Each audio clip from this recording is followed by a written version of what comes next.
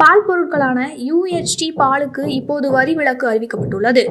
Condensed milk, வெண்ணெய், நெய், பன்னீர், பாலாடை கட்டி உள்ளிட்ட பொருட்களுக்கு 12% 5% குறைக்கப்பட்டுள்ளது. Malt, starch, pasta, cornflakes, biscuit, chocolate மற்றும் கோகோ பொருட்களுக்கு 12 அல்லது 18% 5% குறைக்கப்படும். பேரிச்சம்பழம் மாதிரியான உலர்ந்த பழங்கள், பாதாம், பிஸ்தா, முந்திரி உள்ளிட்ட பொருட்களுக்கு மீதான வரி 12% 5% குறையும். சர்க்கரை பொருட்கள் மீதான GST வரி 5% மாற்றப்பட்டுள்ளது. தாவர எண்ணெய், விலங்கு கொழுப்பு, இறைச்சி மற்றும் மீன் தயாரிப்பு பொருட்கள் மீதான GST 5% அறிவிக்கப்பட்டுள்ளது. மிக்சர் உள்ளிட்ட சாப்பிட தயாராக இருக்கும் பேக் செய்யப்பட்ட பொருட்கள் மீதான GST 18% 5% குறைக்கப்பட்டுள்ளது. இதில் வறுக்கப்பட்ட பருப்புகள் சேராது. சர்க்கரை அல்லது சுவை சேர்க்கப்படாத தண்ணீர், மினரல் வாட்டர் மீதான வரி 18% 5% மாற்றப்பட்டுள்ளது.